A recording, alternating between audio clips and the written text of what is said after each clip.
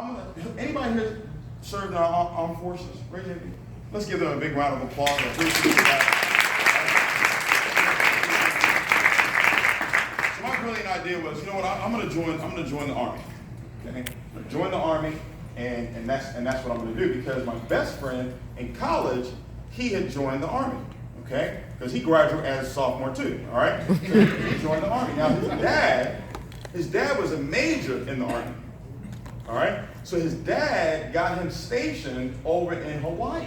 You with me? Yeah. All right, so I called Dre. It's my boy Dre. I said, Dre, listen, you think your dad can get me stationed in Hawaii as well? And guess what Dre said? Of course. Of course he can, right? So I said, okay, good. So I go, get the Army recruiter's office, and I take the ASVAB, right? I take the ASVAB test, right? They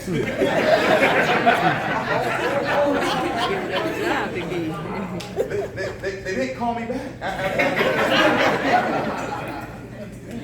Even the Army didn't want me to be all I could be, you know. So I'm like, what am I going to do? Right? What am I going to do? Right? And now this whole time, this guy's hounding me about this travel company. All right? He's calling me about this travel company.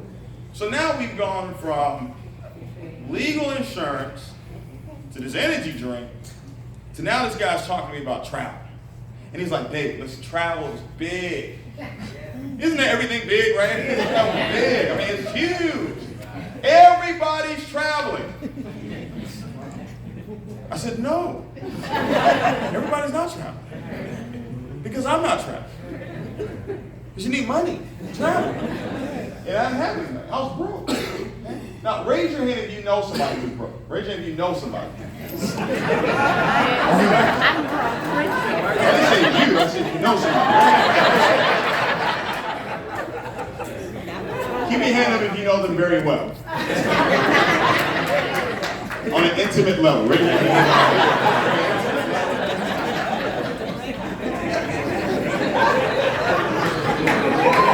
You see them at least once a day. You see them in the morning when you brush your teeth? All right, so that's where I was. So this guy's hounding me for 6 months, hounding me about this travel company. You got to look at it, you got to look at it. Finally, I sit down with them, and he shows me this travel business, and I get involved in this travel business, all right? And it's not working, all right? Get involved, no one's traveling, I'm not traveling, no one's getting involved in this travel. Right? So I'm like, man, I've made a mistake, what am I going to do? Now, here's what happened. Something took place that will forever change my life. I met someone. I personally believe that anytime God wants to change anything in your life, He'll introduce you to a person. Okay? That's my belief system. All right? And I met this person, and I met him through someone that I prospected that introduced me to someone else that introduced me to him. There's somebody I met at Starbucks that introduced me to a good friend of mine that introduced me to this young man.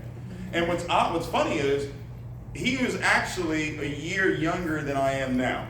So he was 34 years old when I met him, 35 now. So I was about 24 years old when I met him. So I've been involved in network marketing for 3 years. No success.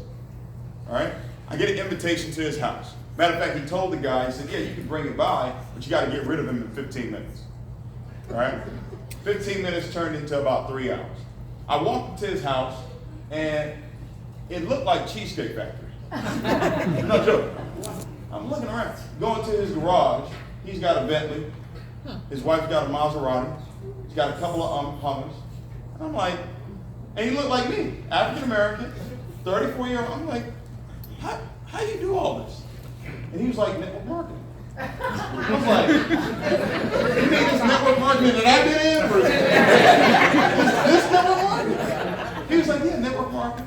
And at the time, he was at a juice company. You made all this money with juice? And he was like, yeah, the juice is loose. I was like, okay.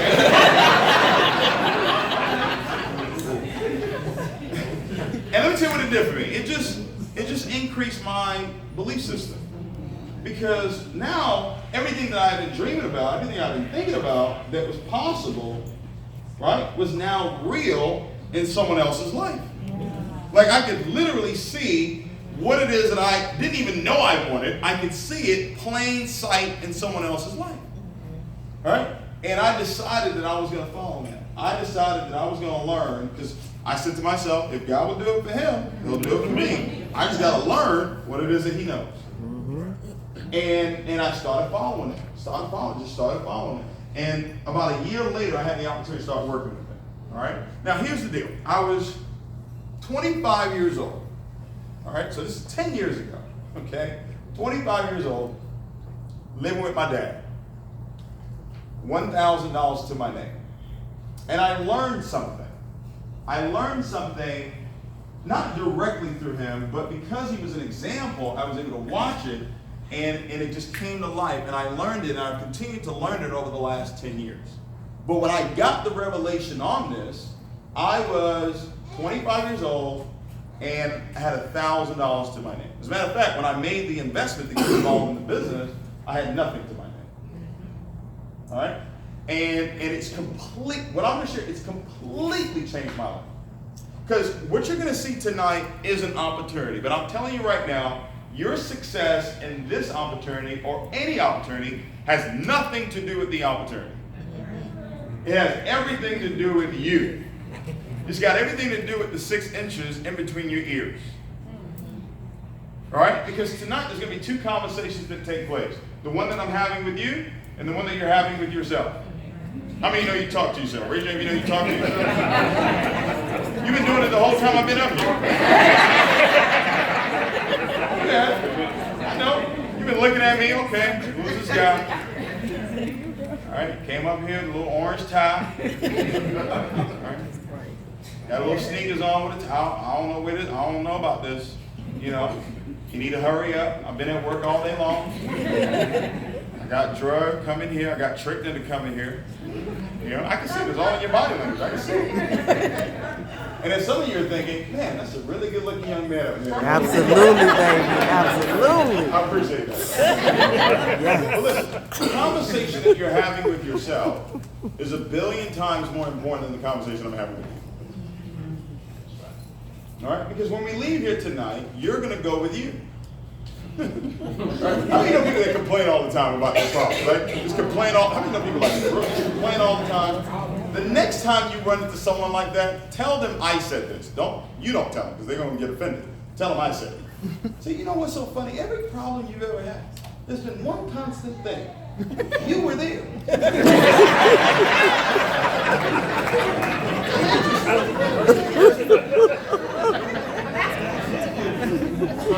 But listen, tonight, Chicago, listen, tonight could be one of the greatest nights of your life. Because if you understand what I'm going to share with you tonight, and it has nothing to do with this opportunity. If you understand what I'm going to share with you, it's going to take me about 15 minutes to share with you, you will leave here tonight rich.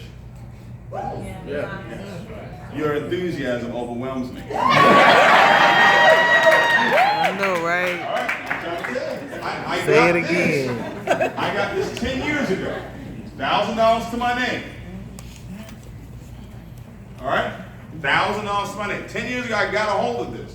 I got a hold of this revelation, and it completely has changed my life. Now, ladies and gentlemen, listen, I'm not here to try to convince you, try to sell you on anything. All right? Because this principle I'm going to share with you right now has taken me from having $1,000 to my name to right now, every 40 days, me and my wife, we earn over $1 million right now.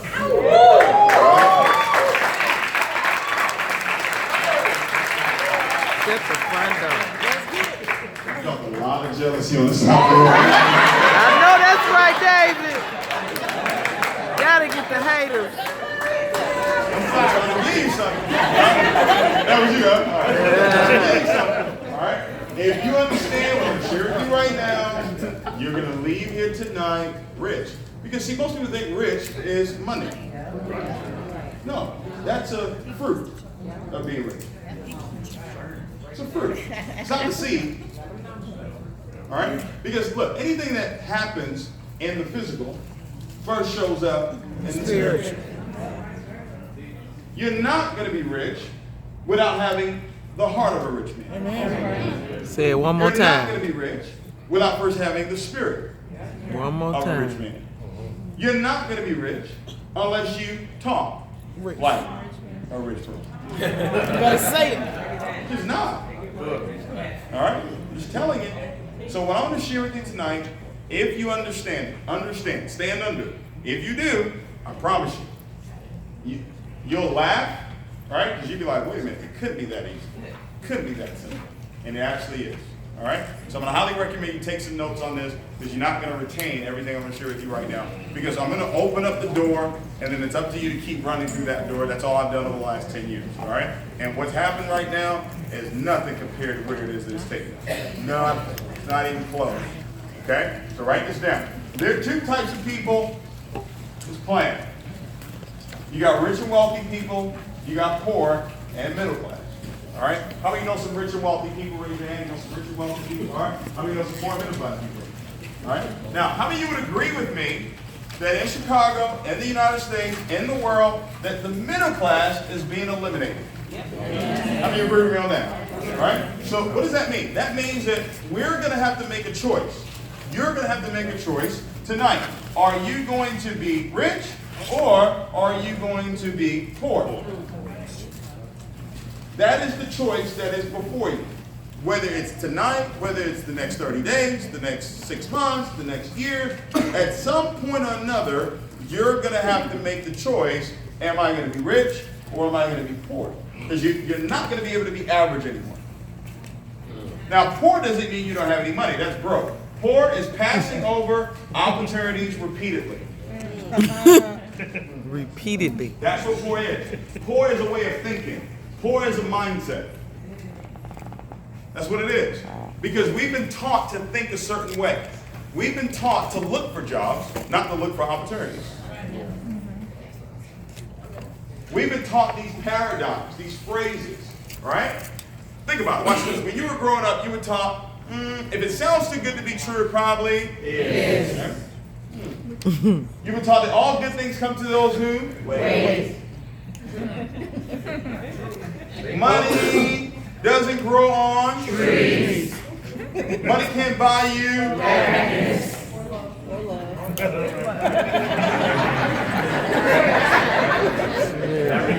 Go to school. Get good grades. So you can graduate and go out and get a good job. All rich people are going to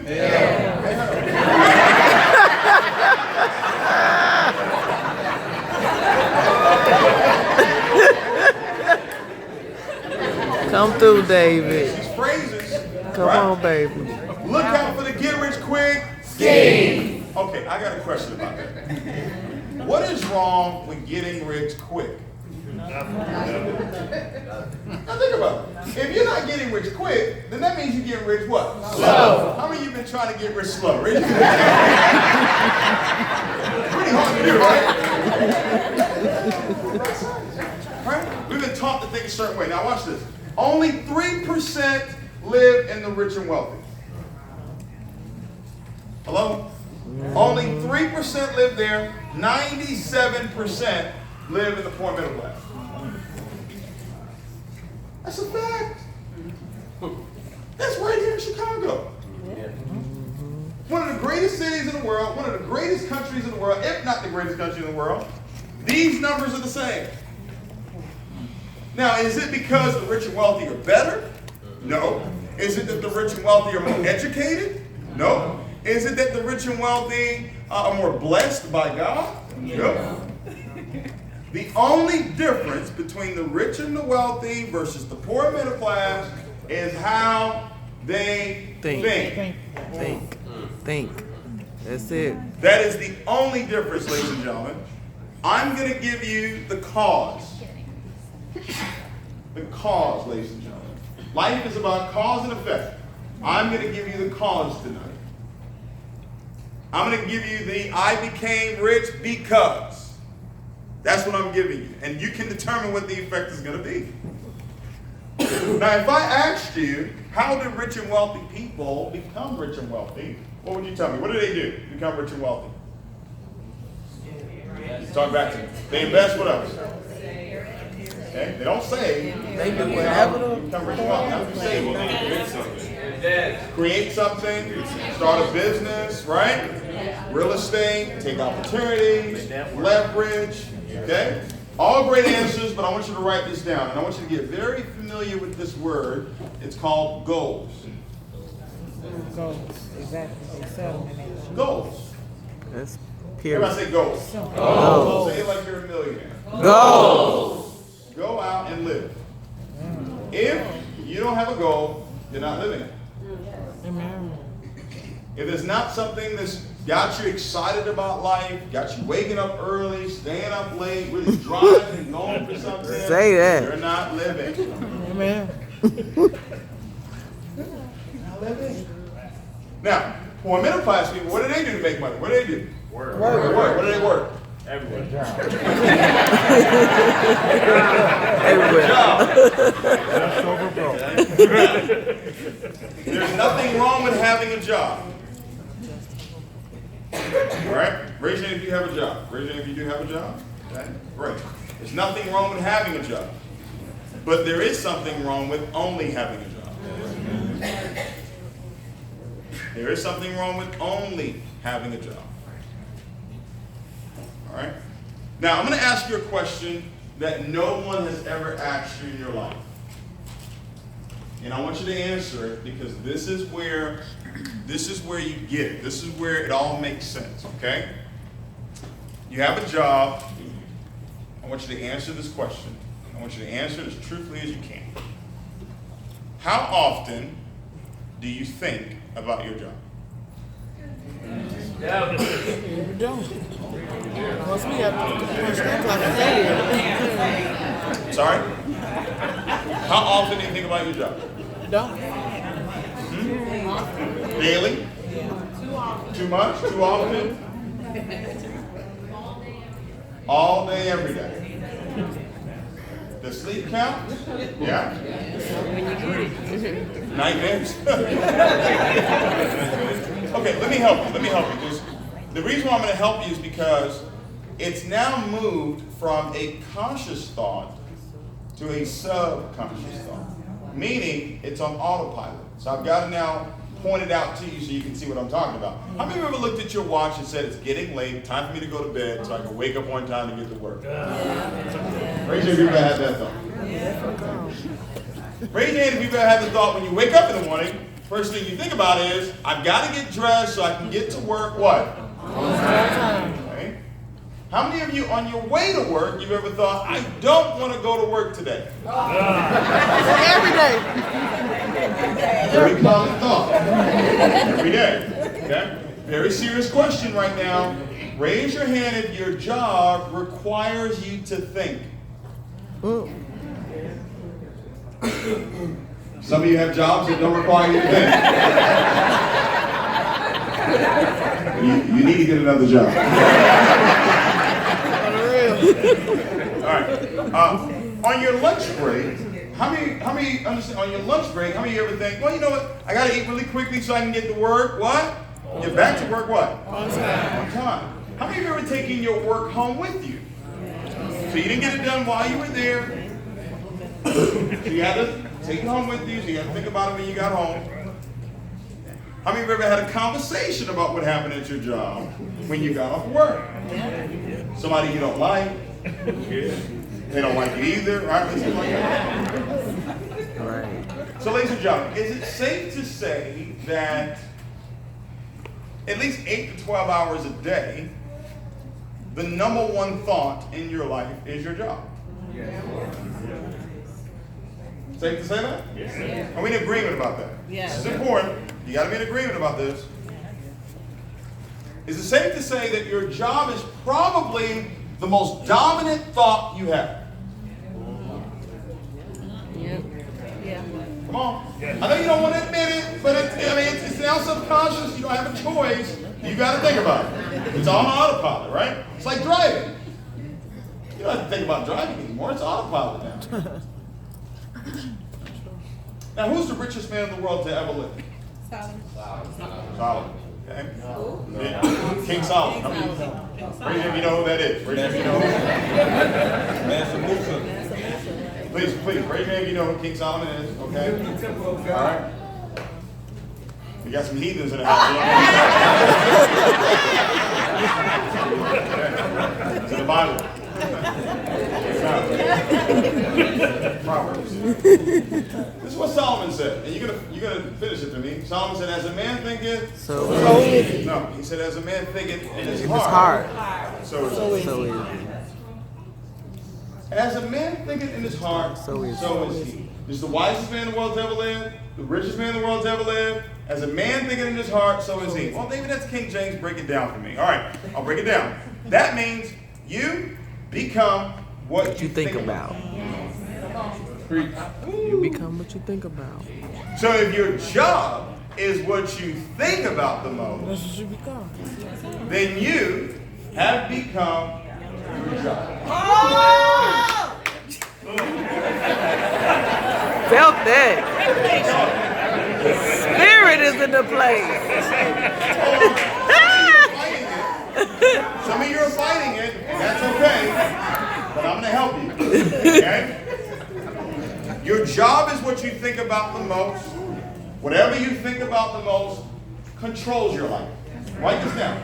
It controls your life. It dictates your life. Whatever you think about the most controls your life, dominates your life, dictates your life. What are you talking about, David? Okay. The house you live in right now. What determined the house you live in right now?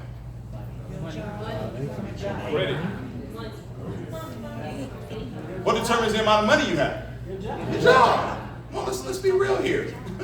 Right? We're in Chicago. They got $1 million homes here? Yes. They got $2 million homes here? Yes. $5 million homes here? Yes. Why didn't you call your realtor and say, I only want to look where $1 million homes are?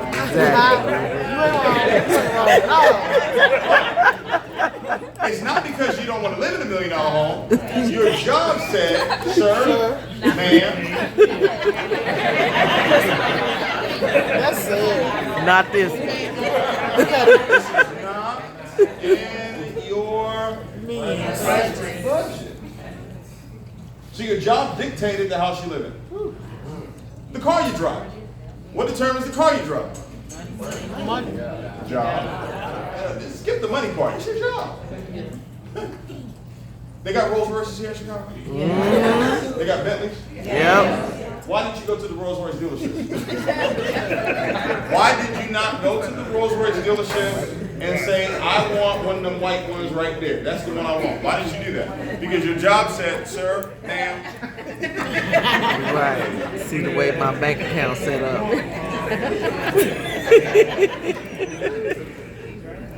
What determines the clothes you wear?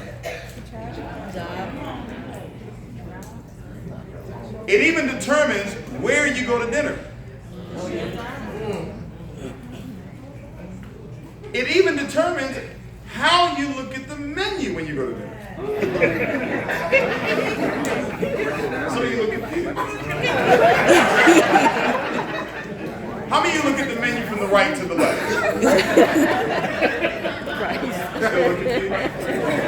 How many of you look at the price first before you order? Men, you really not men? Raise men. Men, raise your hand, because y'all do this. Okay? Because we're the ones that usually have to pay, right? That's why it's called men you. Men you pay. Men you pay. I know, right?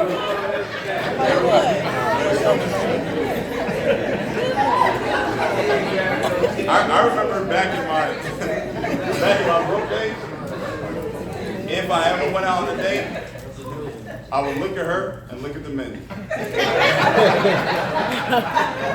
at her and look at the menu. And without saying anything to her, she knows steak is not available to me. Waiter would come over. You guys want anything to drink? Yes, 2 waters, please. And bring a bowl of lemons with you too? Whoa, that's the appetizer?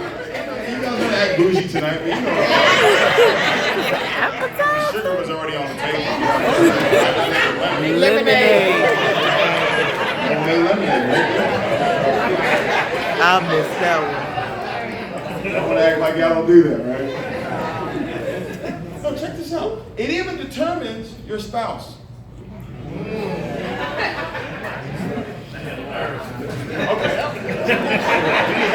All right. Ladies, Wow. when you took him home, what's the first question they asked?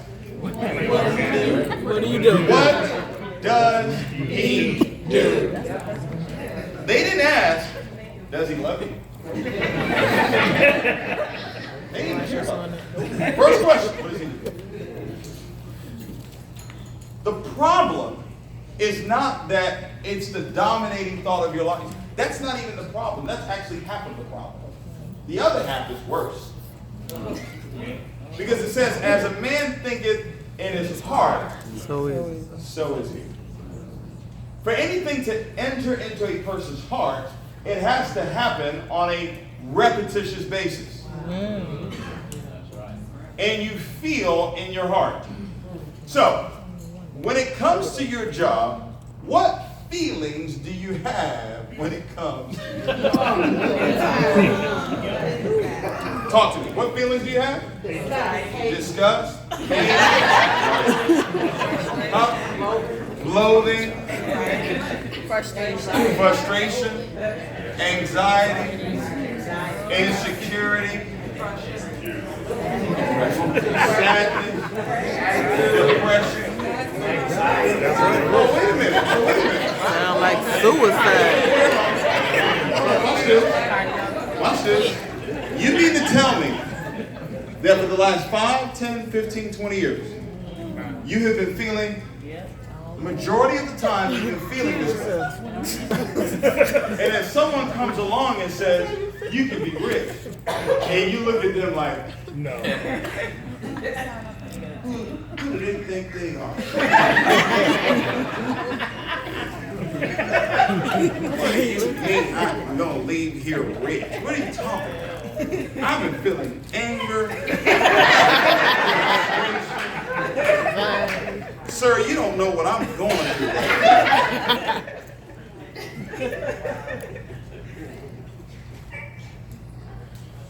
This is the dominating feelings that you have. So let me guess. Where's the fruit of the Spirit in this?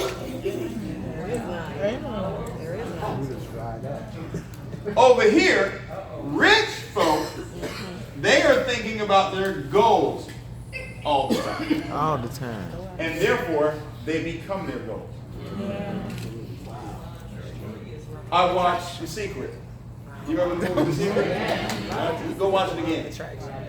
The Secret. Jack Canfield said, I took a dollar bill, I changed it to $100,000, I put it on my bedroom ceiling.